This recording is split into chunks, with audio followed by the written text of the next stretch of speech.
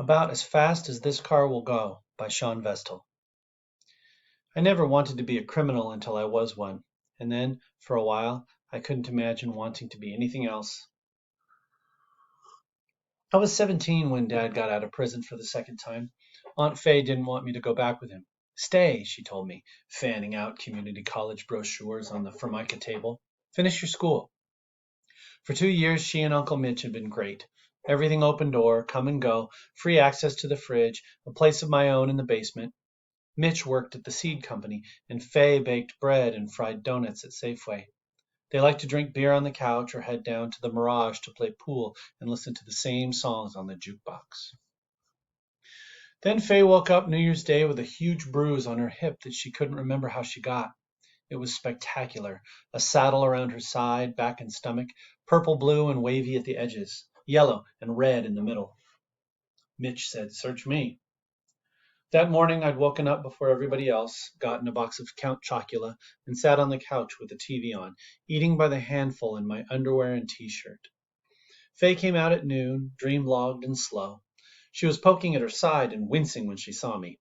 She stood in the frame of the hall, and her guilty look made me ashamed. After that, Faye always wanted to know where I was going and how I was doing in school. She quit drinking. She cut her hair short. When Dad's release date started getting close, she talked to me about staying put and finishing school, about stability, the importance of education. "Look at this, Zach," she said one night, turning the glossy pages on the community college brochures.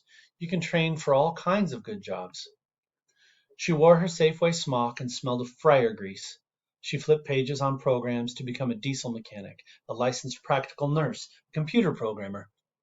I looked at the brochures with the smiling students taking a temperature or probing a truck engine and tried to picture myself in that world, getting smarter and earning money, falling in love and living in a house like a real person. Faye was so hung with expectation that I told her okay, but I never thought we were talking about anything real. I figured her for 2 or 3 months on the straight and narrow until something glassy showed in her eyes again. Dad wore the same thing coming out he wore going in: jeans, snap button shirt, cowboy boots. His clothes seemed hangy and big, like he'd shrunk inside them, and his sideburns were turning gray. We drove to Boise to pick him up in his own car, the slouching, soft-shocked Pontiac. Mitch drove, guiding us in and out of the passing lane, and Faye talked and talked. I stretched my legs out on the back seat, sick with nerves, but then we saw him and he was just Dad, and he hugged me and joked around and called me kiddo. "You're getting huge," he said, like he hadn't seen me 2 months before. He and Faye and Mitch all laughed at this, my unbelievable growth. Faye had us stand back to back and said I had him by an inch. "Stop it already," he said. In the car, Faye talked about where to go for lunch. Dad said he'd heard about a good Basque place from one of the guys in his anger management sessions. "Embezzler," he said and laughed. "Angry embezzler." We ate lamb stew and chorizo and spicy potatoes and thick soup, drinking it all down with red wine. Dad ate two of everything, wiped his bread around the curve of his bowl, and smiled while he chewed. Mitch rambled on about Y2K, the upcoming computer apocalypse, and Dad pretended to listen. Afterward, we went to the park by the river, and Dad kneeled and ran his hands over the cold grass, put his face down and breathed it in, and then he lay on it, face down. He turned over on his back, eyes closed, smiling. On the way home, he sprawled on the seat beside me, so relaxed he seemed ready to come apart completely. "Must be great to be out," I said. "It's all right," he said, opening his eyes and looking away. Months later, we picked up the man in the tan suit at the diner. We drove him into the desert. He was trying to get home to see his daughter in Boise. He'd left her and her mother years ago, left and never went back. He was afraid she'd never forgive him. "Nothing more important than family," Dad said. "She's got to realize that." I had no friends then, not one. I knew people, and I'd had friendships here and there, but something always broke them up. Mostly we'd just gradually stop being friends, the way we'd gradually started. When my 17th birthday came, a couple months before Dad got out, Mitch, Faye, and I went to Cafe Olay in Twin Falls, where the waiters come out and sing and put on a sombrero on you and take a Polaroid. Faye told me I could bring a friend, but I couldn't think of anyone. We'd lived in Gooding all our lives. In the picture, Faye is poised, arm around my shoulder. Mitch gazes out of the frame. My face is hidden by the shadow of the sombrero. If you saw it, you'd think, mother, father, son. On the way home from Boise that first day, Faye worked herself up and turned around and told Dad she thought I should stay with her and Mitch, at least until I finished school. Dad tipped his head, like, maybe, and chewed the inside of his lip. Faye said it would just be for stability so I could get through classes without disruption. I was 3 months from graduation, class of 00. She told him about the community college, the mechanics program, the bright future, and common sense. Well, he said finally, I guess I just figured I'd have my boy with me. My blood raced. Nobody spoke for the longest time. You're not exactly set up to be a parent right now, Reed, Faye said. Forgive me saying. Mitch said, Faye. Dad didn't say anything. I held my breath, afraid I'd be asked to decide.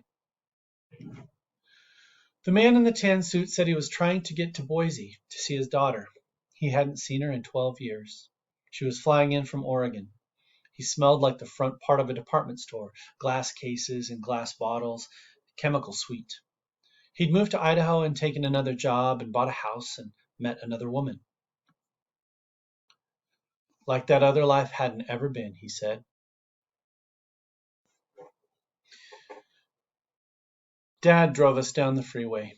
He kept smiling at the man, tapping his hands on the steering wheel. I sat with my legs out on the back seat.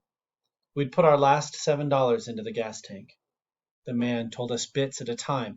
He had been driving to Boise from Twin Falls, going to pick up his daughter at the airport when his car broke down. The mechanic needed a day to get the part, but that airplane from Oregon was on its way. There was something utterly unbelievable about him, and yet I felt he was telling us the truth. My father kept looking at me, his icy green eyes framed in the rearview mirror. He might have been mad at me, still, or trying to communicate something, but there was nothing that perfect between us, no secret eye language of family. The muscle beneath his left eye quivered, and he placed a finger on it, held it in place until it stopped. When I was 11, I watched Dad drag a teenager from his car in the parking lot at the swimming pool, shouting so loud a lifeguard came out to break it up. I'm going to kick your butt up between your shoulder blades, Dad shouted as he backed away. You'll have to take off your shirt to take a poop. The guy had been taunting me and Bucky Tor, a neighbor kid who'd come swimming with me. We were standing in our wetsuits, wrapped in towels on the lawn outside the pool.